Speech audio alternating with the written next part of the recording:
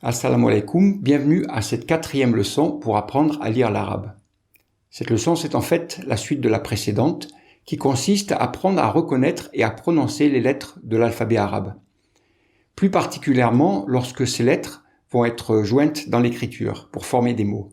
En effet, elles vont prendre des formes différentes selon qu'elles se trouvent au début, au milieu ou à la fin d'un mot. Maintenant, écoutez et répétez.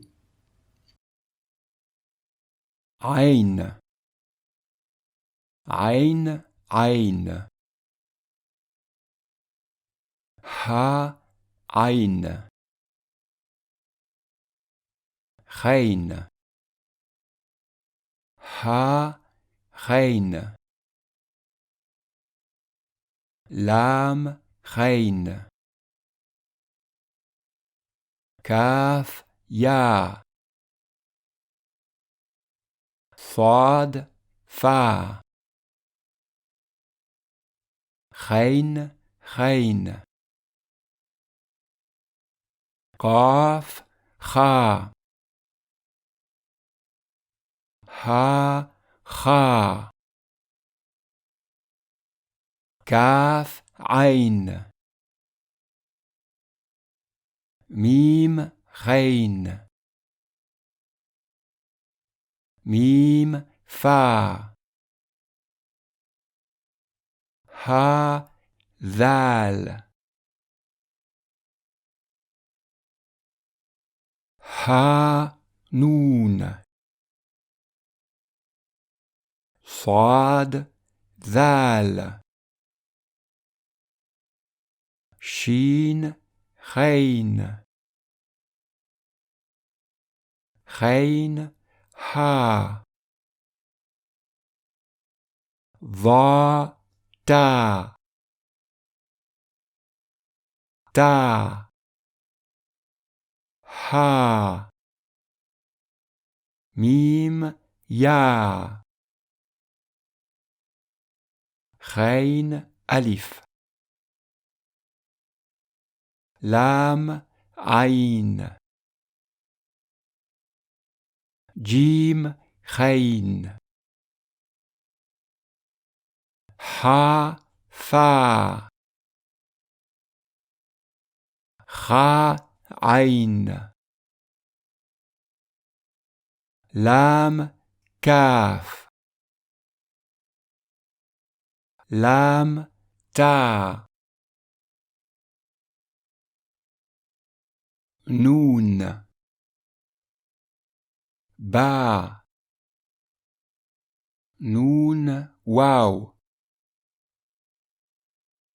با واو نون ميم با ميم نون دال نون ذال با دال با ذال يا يا ذال يا دال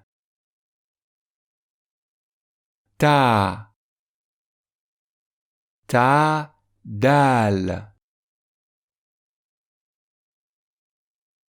تا ذال تا ها تا زا يا زا يا ها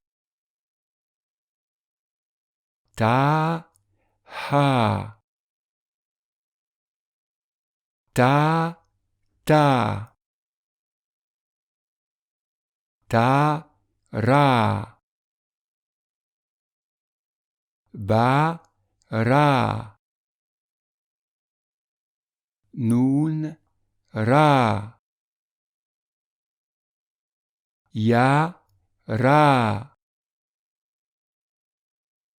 ثا را ثا عين ثا را ثا با يا تا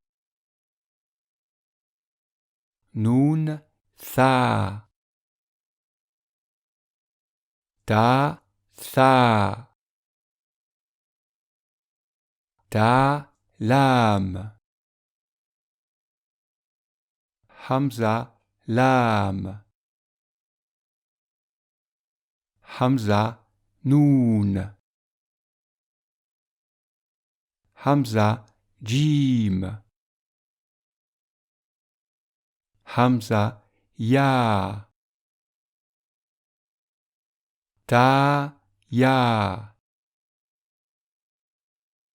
ثا يا نون يا با يا يا همزة خين با يا با نون با تا نون با تا تا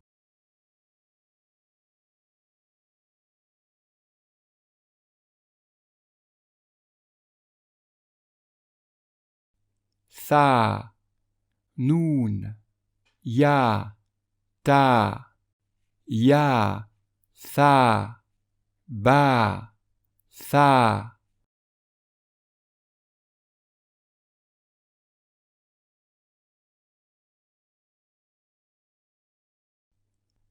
يا همزة ثا يا تا همزة زا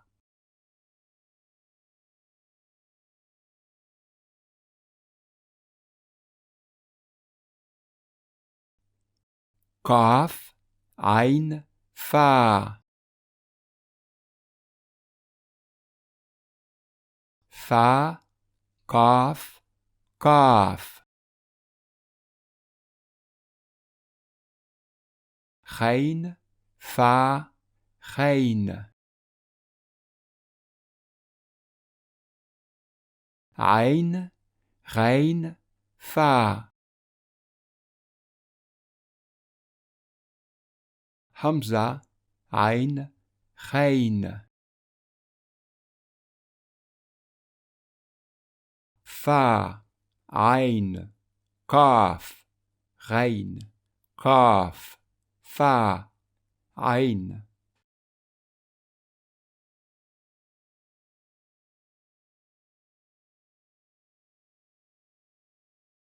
غين با فا فا عين تا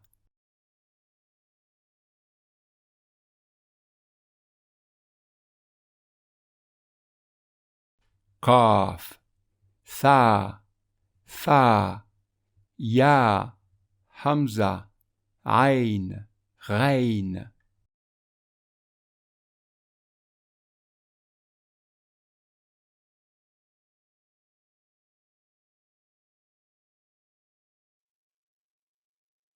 فا با عين تا خين ثا فا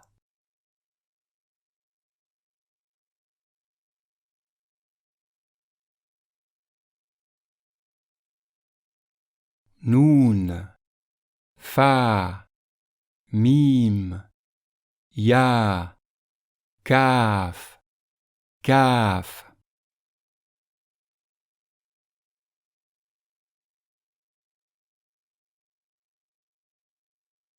ها ها لام همزة ميم Lam. Ha.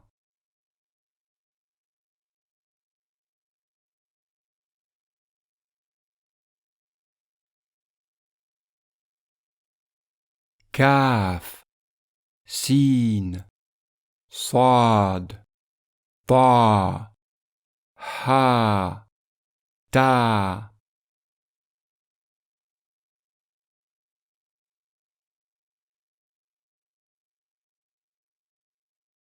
Lam.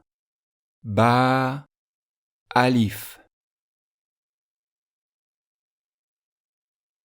Lam. Ta. Alif. Lam. Nun. Alif. Lam. Kaf. Alif. Lam. Kaf. Lam.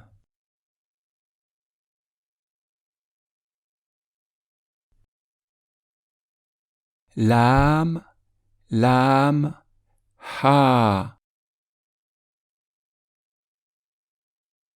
Lam. Lam. Alif. Mim. Lam. Waw. Ha. Lam. Mim. Rein. Lam. Ain. Ain. Lam. Mim. Mim. Ta. Ya.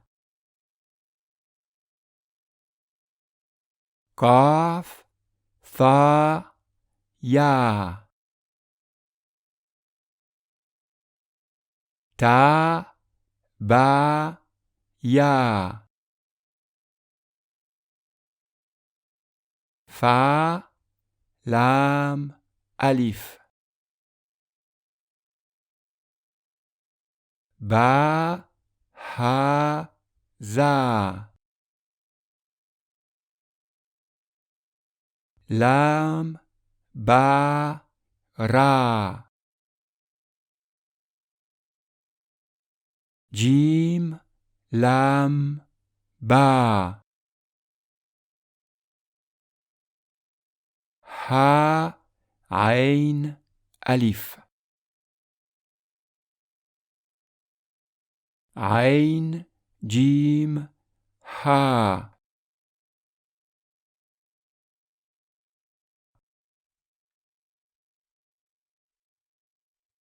Rein. Ha. Sin.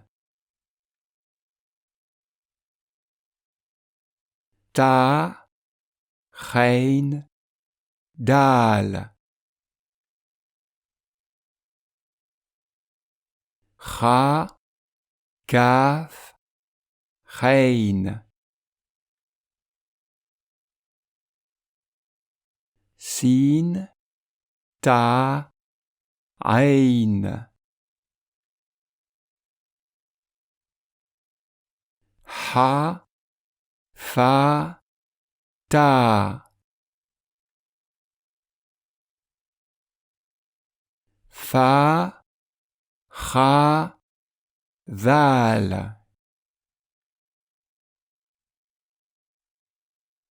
Kaf. Shin. Lam.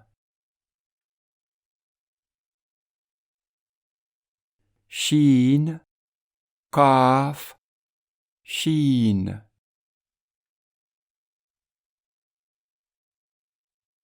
Tha. Thad. Ha.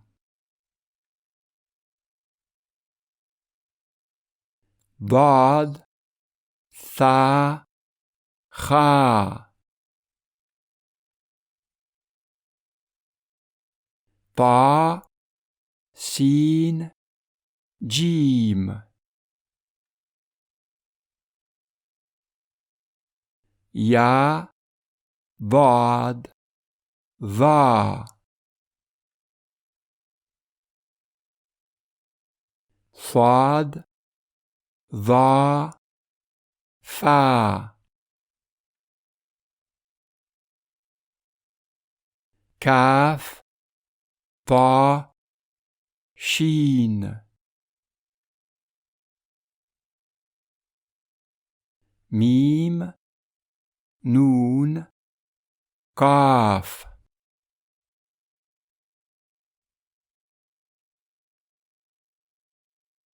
Nun, mim, sad.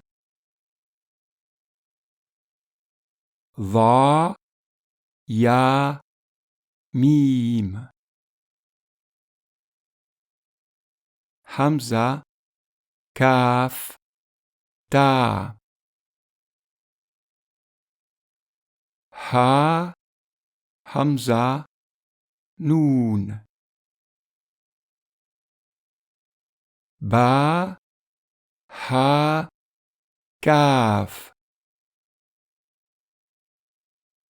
Lam, ba, vad. Lam, lam, waw. Nun, ta, ya.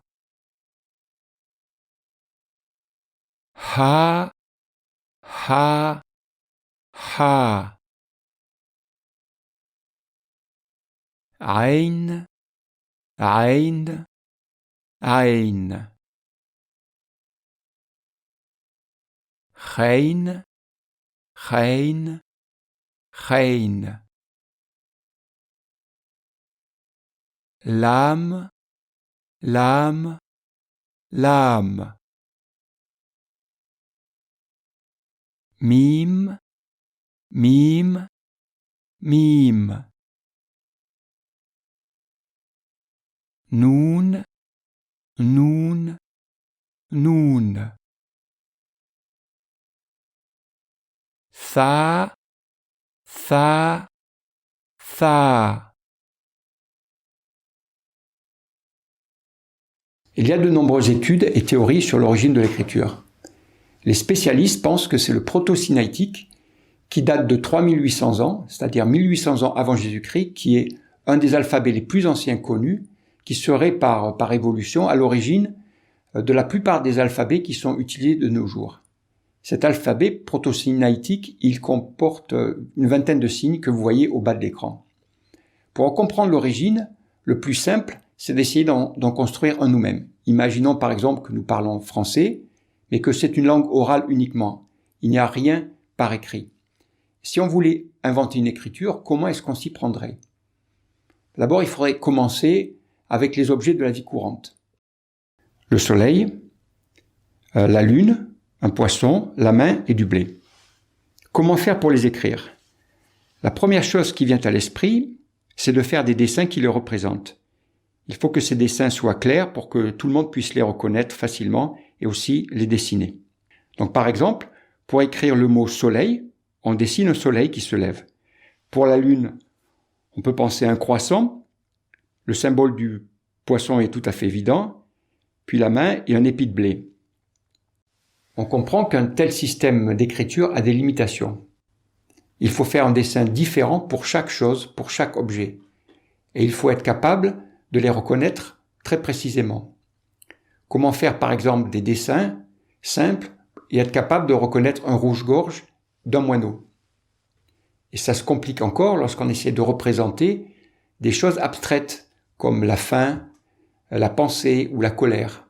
Comment choisir des symboles pour les représenter, des symboles qui soient simples et que tout le monde puisse comprendre? Ce système va nécessiter des centaines, voire des milliers de symboles différents. On comprend facilement qu'il sera difficile de les reconnaître et de les différencier. Le chinois, il utilise ce modèle d'écriture. Il comporte 50 000 symboles différents, dont environ 5 000 qui sont utilisés régulièrement. Donc une autre option, plus simple, c'est d'associer le symbole non pas à l'objet, mais il y a un son caractéristique de cet objet. Et en fait, ce qui vient à l'esprit en premier, c'est de choisir le premier son du mot. Pour reprendre l'exemple précédent, on va donc associer au symbole du soleil le premier son du mot. Donc c'est le son se. Ensuite, pour la lune, c'est le son le. Poisson peu, pour la main me. Et pour le blé, le son c'est be. Et on peut ainsi continuer chaise, che, roue, re, nez, ne, drapeau, de, couronne, que. De cette façon, on pourra rapidement développer un alphabet pour le français ou d'ailleurs pour n'importe quelle autre langue. Il suffit donc d'associer des symboles à des sons. Donc, avec cet alphabet, le mot cheminée, on va l'écrire chemeneux avec les 3 consonnes du mot cheminée. On le prononce cheminée, mais on l'écrit chemeneux, uniquement avec les consonnes. Donc, pour le lire correctement, et pas le mélanger avec un autre mot qui utiliserait les mêmes consonnes, comme par exemple le mot chemin, eh bien, il faut connaître la langue de façon à pouvoir différencier selon le contexte et reconnaître le sens. Et cela n'a rien d'exceptionnel, parce qu'en fait, dans le monde arabe, les journaux sont écrits avec des consonnes uniquement. Et les Arabes n'ont aucun problème pour comprendre, parce qu'ils connaissent la langue et ils reconnaissent le contexte. Donc voilà, c'était pour vous montrer un exemple de comment un alphabet consonantique peut être créé. Et donc les spécialistes pensent que le proto-sinaïtique, c'est le premier alphabet connu et utilisé. L'alphabet proto-sinaïtique, il a évolué avec le temps, pour différentes raisons. D'abord, la langue originale, elle a pu changer. Au cours des siècles, le langage change. D'autres peuples ont pu l'utiliser ou l'adopter. Et les caractères aussi se sont simplifiés pour en faciliter l'écriture.